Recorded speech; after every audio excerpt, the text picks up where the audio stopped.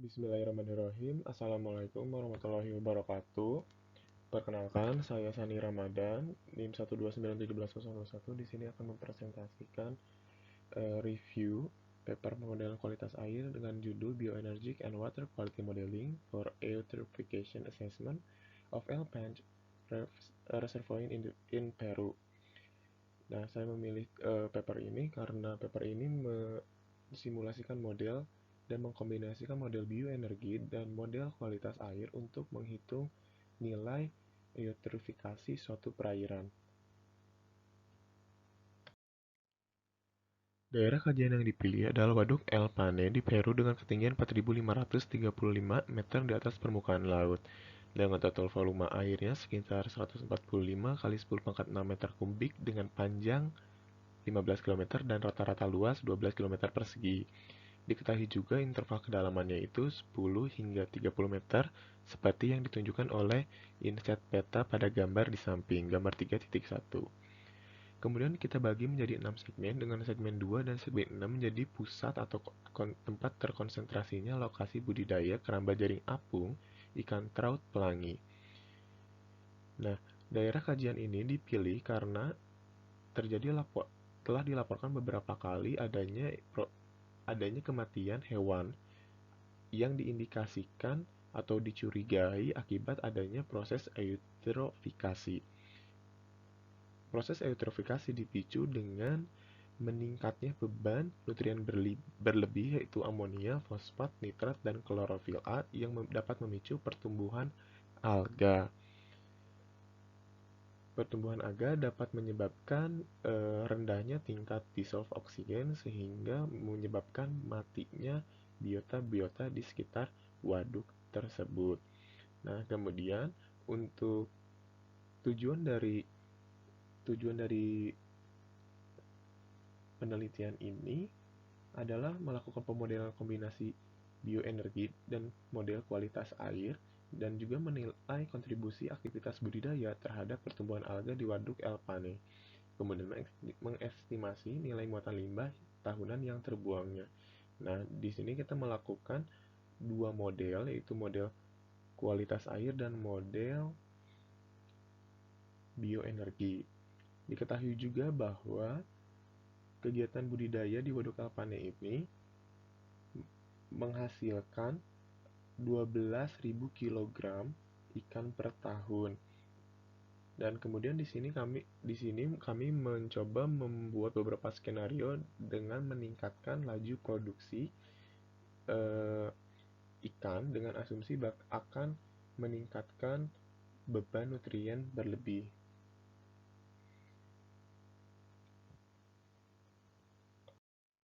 Berikut merupakan skenario model yang dilakukan pada penelitian ini.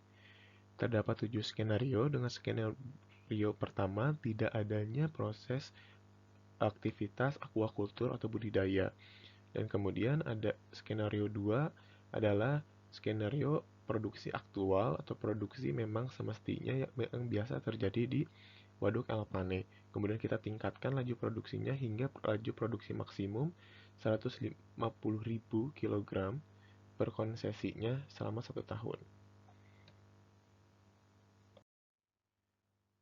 Kemudian ada parameter pencemarnya. Parameter pencemar yang mengindikasikan adanya eutrofikasi suatu perairan pertama adalah klorofil A, yang merupakan pigmen hijau yang terdapat pada fitoplankton dan tumbuhan lain pada umumnya. Kelimpahan klorofil A mengindikasikan melimpahnya juga alga yang terkandung di suatu perairan. Alga di sini kami fokuskan kepada mikroalga. Kemudian ada nitrat.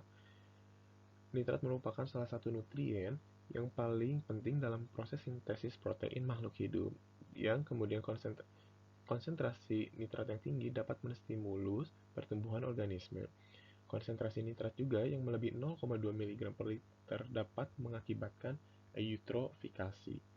Kemudian ada amonia. Amonia itu salah satu senyawa yang merupakan pencemar bau, sehingga eutrofikasi itu ditandai dengan baunya atau air yang menjadi bau. Nah, bau itu disebabkan oleh kandungan amonia. Amonia atau amonida atau amonium di air berbentuk amonia yang tidak terionisasi dan amonia terionisasi. Untuk amonia tidak terionisasi, senyawa tersebut bersifat racun dan daya keracunannya meningkat pada kondisi dissolve oksigen yang rendah. Artinya, ketika amon, laju konsentrasi amonia berbanding terbalik dengan dissolve oksigen. Hal tersebut juga sama dengan fosfat, di mana fosfat itu merupakan hasil reaksi antara fosfor dan oksigen, dan di air itu fosfat berupa ortofosfat. Nah, fosfat juga memiliki bentuk organik dan anorganik. Semakin banyak fosfat di perairan, maka perairan tersebut makin subur. Artinya, dapat meningkatkan atau memicu pertumbuhan alga dan memicu terjadinya eutrofikasi. Fosfat juga berbanding terbalik dengan DO. Jadi apabila konsentrasi fosfat tinggi, maka dissolve oksigen rendah. Karena apa? Ketika fosfat tinggi, maka banyak mikroorganisme dan mikroorganisme tersebut membutuhkan oksigen untuk respirasi. Sumber data di sini data kualitas air diambil pada periode 2014 hingga 2019 yang diperoleh dari Otoritas Air Nasional Peru dan Operator Hidrolik Autoridad Autonoma de Majes atau Autodema. Data kualitas air kita tidak bisa diakses secara free, sehingga memerlukan izin untuk mendapatkan aksesnya, sehingga saya di sini tidak bisa membandingkan atau menghitung indeks pencemaran untuk waduk El Pane tersebut.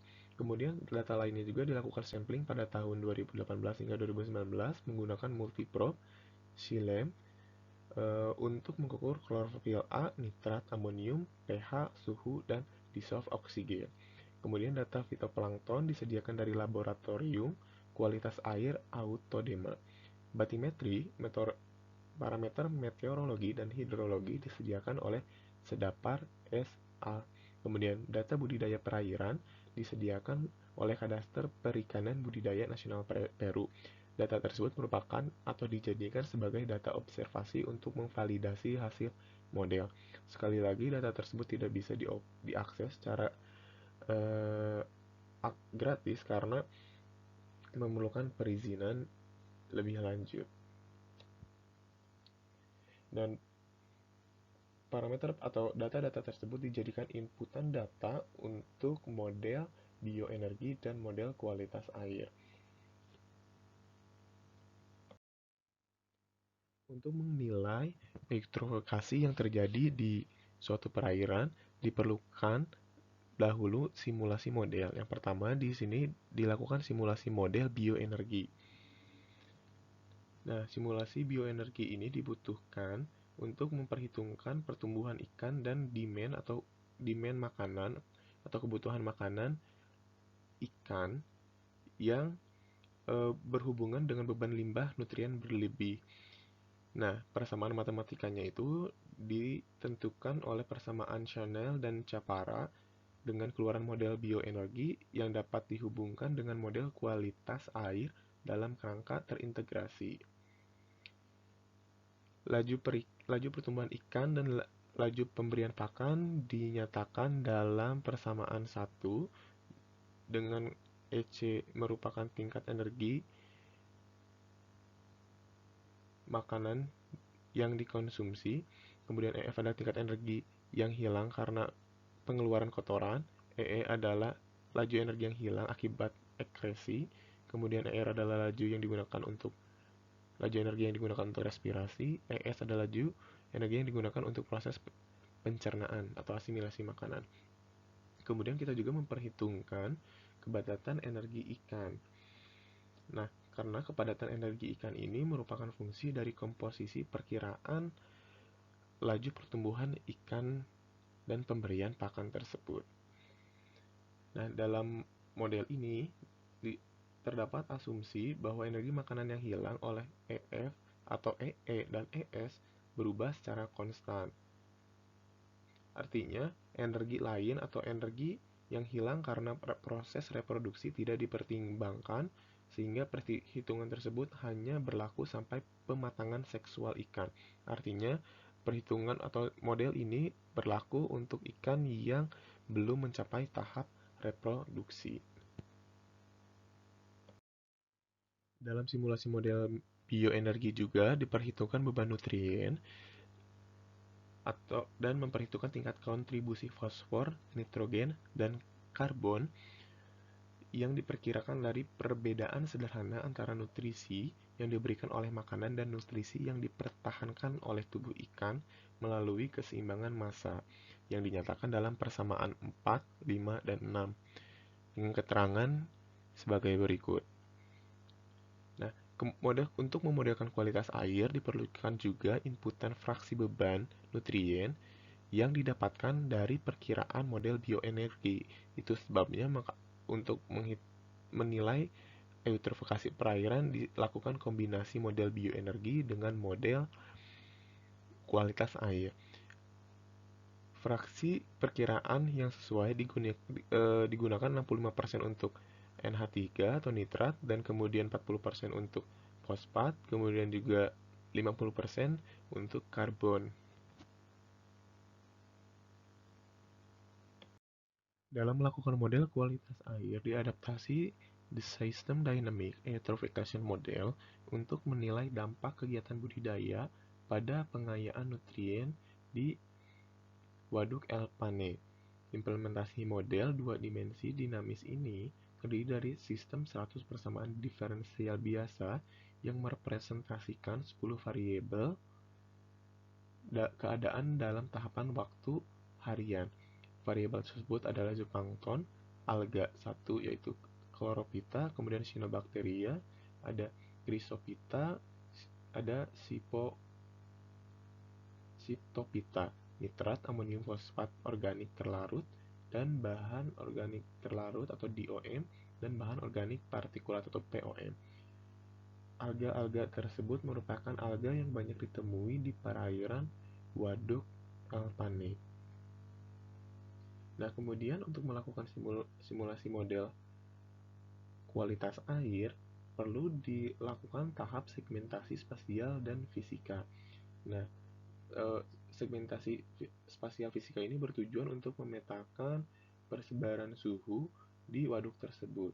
Profil termal waduk El Pane menunjukkan variasi suhu minimum 0,2 derajat Celcius pada bulan Juli dan maksimum pada 1,9 pada bulan Oktober.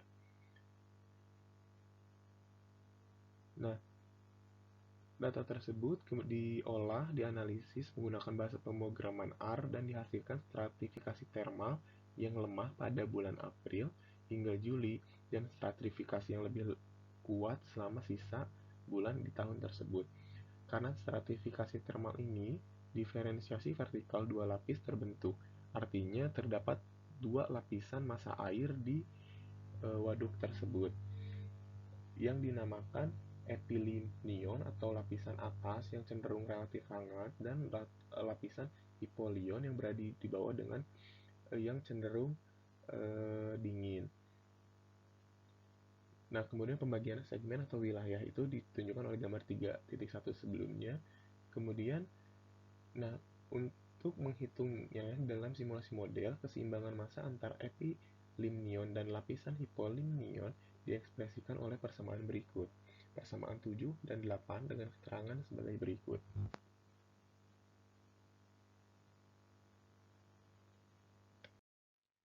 Segmentasi kinetik ini digunakan untuk melihat atau meninjau setiap perilaku hubungan antar tiap variabel yang disebutkan sebelumnya. Metode yang digunakan untuk segmentasi kinetik ini adalah metode Runge-Kutta dengan persamaan pembangunnya sebagai berikut yang ditunjukkan oleh persamaan 9 dan 8. Persamaan 9 dan 9 menunjukkan perilaku alga mulai dari pertumbuhan, laju respirasi, grazing rate, dan settling velocity, sedangkan persamaan 10 menunjukkan laju pertumbuhan alga yang berhubungan dengan suhu air, cahaya sebagai fungsi kedalaman, dan batasan nutrisi minimum. Jadi persamaan 10 itu berhubungan dengan parameter fisika, sedangkan eh, persamaan 9 berhubungan dengan biological eh, dari alga itu sendiri. Dalam paper ini tidak ditunjukkan diskritisasi simulasi numeriknya. Jadi untuk memahaminya kita harus melakukan diskritisasi sendiri. Namun sebagai pemahaman, ini merupakan dasar persamaan pembangun untuk simulasi model bioenergi dan kualitas air. Di sini untuk model kualitas air terdapat dua gambar. Gambar 3A merupakan segmentasi fisika dan yang B merupakan segmentasi kinetik. Artinya di sini adalah atau skema dari simulasi kualitas air tersebut. Jadi untuk segmentasi fisika ada pada segmen 2, 4, 5, dan 6 itu memiliki kedalaman yang dalam sehingga terbentuk dua stratifikasi massa air ya, yang sebelumnya tadi dijelaskan. Dan segmentasi kinetik ini berhubungan dengan laju pertumbuhan alganya. Kemudian gambar 3.3 merupakan box plot dari anak sungai yang menunjukkan konsentrasi nutrien dan klorofil A. Artinya, tanpa ada aktivitas budidaya di perairan tersebut, suplai nutrien itu diberikan oleh sungai yang masuk ke waduk. Jadi, apabila terjadi peningkatan beban muatan nutrien yang diangkut oleh sungai akan memicu peningkatan beban nutrien sisa di waduk El Pani tersebut. Kelimpahan biovolume dan fitoplankton diperhitungkan atau perlu dibahas dalam simulasi ini karena di waduk El Pani itu terdapat 4 kelompok alga yang dominan, yaitu Cyanobacteria, Phytophyta, Chlorophyta, dan Xerophyta. Nah, untuk alga Chrysophyta memiliki biomasa yang tertinggi dan Cyanobacteria memiliki kelimpahan yang sangat tinggi. Seperti yang ditunjukkan oleh gambar titik 4 ini. Artinya, dengan mengetahui jenis alga yang terkandung di perairan tersebut, kita bisa mengestimasi kelimpahan klorofil A-nya karena dari hasil model ini tidak menghasilkan kelimpahan biovolume melainkan konsentrasi klorofil A. Jadi, kelimpahan klorofil A menunjukkan kelimpahan alga di perairan tersebut. Dalam model ini, jenis alga yang dipakai atau yang digunakan untuk mengidentifikasi eutrofikasi adalah Cyanobacteria karena memiliki kelimpahan yang sangat tinggi. Faktor lain yang menyebabkan pemilihan Cyanobacteria adalah untuk mempersempit simulasi modelnya. Dalam simulasi model, diperlukan kalibrasi atau validasi model. Untuk model bioenergi, dilakukan kalibrasi data pertumbuhan ikan hasil model dengan data pengukuran lapangan. Biomasa yang diperkirakan oleh model cukup mewakili biomasa hasil panduan budidaya Peru dengan nilai R kuadrat sebesar 0,997. Artinya, hasil model hampir sama atau dapat dikatakan sama dengan data observasi. Untuk model kualitas air, kalibrasi model eutrofikasi SD menggunakan open source software atau PEST versi 17.05 untuk Epilimnion pada segmen 2 dan 6 secara trial and error. Parameter yang dikalibrasinya itu adalah klorofil A, amonium, nitrat, DIP, dan suhu. Gambar 35 A menunjukkan validasi model budidaya pertumbuhan ikan antara simulasi dengan observasi. Kemudian yang B merupakan produksi bulanan tiap skenario selama 1 tahun. Diketahui bahwa pada bulan Mei merupakan puncak dari produksi untuk setiap skenario, dan pada bulan Oktober-November itu paling rendah. Artinya berarti produksi paling tinggi itu terjadi pada bulan uh, Mei, karena pertumbuhan ikan itu dari mulai Desember hingga Mei, karena untuk ikan trout pelangi ini hidup atau dapat hidup optimal di perairan yang dingin. Hasil model berdasarkan skenario yang telah disusun pada tabel 3.1 dihasilkan estimasi model beban nutrien berdasarkan pertumbuhan ikan dengan mempertimbangkan variasi suhu yang ditunjukkan oleh gambar 4.1. Di situ terlihat bahwa terdapat kemiripan pola dari hasil simulasi dan observasi terhadap suhu untuk segmen 2 dan segmen 6, dan perkiraan beban nutrien ditunjukkan oleh gambar 4.1, di mana semakin besar pertambahan produksi, maka meningkatkan atau menyebabkan semakin besar pula beban nutrien terbuangnya. Untuk hasil model kualitas air waduk, gambar 4.2 menunjukkan korelasi antara total biovolume dan total klorofil A untuk data observasi. Dari perhitungan statistik didapatkan nilai R kuadratnya 0,724 yang menandakan hasilnya itu cukup baik. Artinya, simulasi model yang hanya dapat menunjukkan konsentrasi klorofil di perairan tersebut dapat menggambarkan kelimpahan biovolume dari alga di satu perairan tersebut. Kemudian gambar 4.3 merupakan simulasi klorofil A cyanobacteria secara time series pada segmen 2 dan 6. Terdapat kemiripan data observasi dengan data simulasi seperti yang ditunjukkan oleh gambar berikut. Setelah dilakukan kalibrasi model kualitas air waduk dengan aplikasi software PST, dilakukan juga kalibrasi statistik yang ditunjukkan oleh tabel 4.2.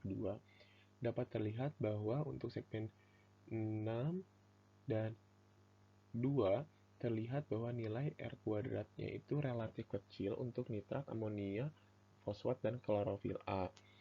Nah, walaupun nilai R kuadratnya itu relatif kecil, namun perbandingan distribusi klorofil A dengan data simulasi dapat cenderung hampir sama seperti yang ditunjukkan oleh gambar 4.2. Artinya, simulasi atau nilai hasil simulasi untuk beban nutrien di tiap parameter dapat merepresentasikan kondisi sebenarnya apabila terjadi peningkatan produksi ikan. Dampak budidaya terhadap kualitas air yang disebabkan oleh peningkatan aktivitas aquaculture dapat menyebabkan peningkatan muatan nutrisi ke reservoir yang akan berdampak pada rantai trofik dan menghasilkan kondisi pendukung untuk pertumbuhan fitoplankton. Artinya, itu dapat memicu terjadinya proses eutrofikasi suatu perairan. Untuk skenario 1 atau tidak adanya kegiatan aquaculture, untuk simulasi selama 10 tahun akibat 10 tahun terjadi peningkatan klorofil A sebesar 1 mikrogram per liter pada segmen 2 dan 0,7 mikrogram per liter pada segmen 6.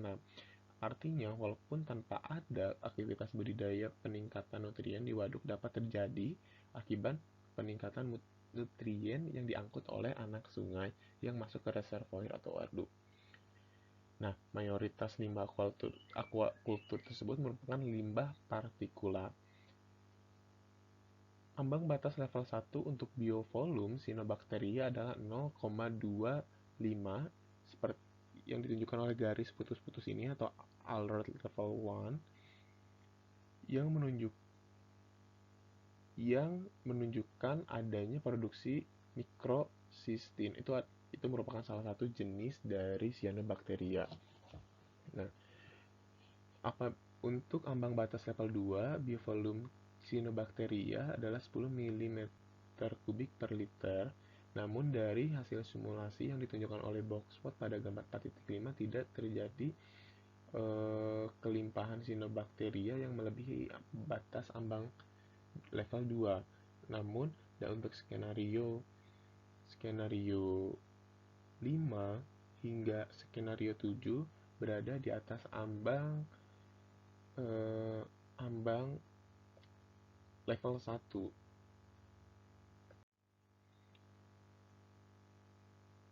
Gambar 45 ini menunjukkan dampak peningkatan beban nutrien terbuang yang disebabkan oleh pertumbuhan cyanobacteria sehingga dapat menyebabkan eutrofikasi di waduk tersebut. Gambar 4.6 merupakan heatmap klorofil A di setiap segmen. Terlihat bahwa terdapat konsentrasi total klorofil A yang tinggi di segmen 1 hingga 3 dari tahun 2015 hingga 2018 di sekitar bulan Mei ketika produksi tinggi. Hal tersebut dikarenakan terjadinya atau adanya efek pengenceran akibat inputan dari anak sungai di segmen atas, yaitu segmen 1, 2, dan 3 yang dapat memicu pertumbuhan alga yang tinggi di segmen tersebut. Artinya, pada segmen tersebut lebih beresiko atau memiliki tingkat kerentanan yang tinggi mengalami proses eutrofikasi dan kemungkinan kematian biota yang memiliki toleransi rendah terhadap perubahan parameter kimia di suatu perairan. Kesimpulannya, mode bioenergi yang diterapkan mampu memberikan kesesuaian yang baik dari produksi budidaya ikan terut pelangi yang diamati di waduk Elpanye. Kemudian nilai beban nutrien terbuang ditunjukkan oleh tabel 4.2. Kemudian walaupun model kualitas air memiliki nilai R kuadrat yang rendah, yang ditunjukkan oleh tabel 4.2, model ini suka mewakili distribusi konsentrasi klorofil A yang diamati sesuai gambar 4.5. Tingginya konsentrasi nutrien dan klorofil A menunjukkan indikasi adanya pencemaran air yang memicu terjadinya eutrofikasi. Laporan mengenai kematian biota itu terbukti adanya karena untuk kegiatan produksi aquaculture yang aktual yang ditunjukkan oleh skenario 2 itu menunjukkan adanya peningkatan konsentrasi yang dapat memicu terjadinya kematian biota yang memiliki toleransi rendah terhadap perubahan parameter kimia. Sehingga dapat dikatakan bahwa untuk kondisi aktual saja tanpa ada pertambahan laju produksi ikan, kawasan perairan atau waduk Elpanye ini memiliki kualitas air yang tercemar atau dapat dikatakan tercemar ringan yang dapat memicu terjadinya eutrofikasi. Konsentrasi cyanobacteria yang melebihi ambang batas level 1 menandakan awalnya kemungkinan terjadi eutrofikasi. Kemudian pertumbuhan alga yang tinggi di utara waduk karena keramba jaring apungnya lebih banyak di daerah utara. Hal ini juga disebabkan oleh volume air atau efek pengenceran yang lebih tinggi dan pengaruh bathymetric pengairan yang dalam di utara daripada selatan. Sekian dari saya, mohon maaf apabila ada kekurangan. Semoga ini menjadi ilmu bagi kita semua. Wassalamualaikum warahmatullahi wabarakatuh.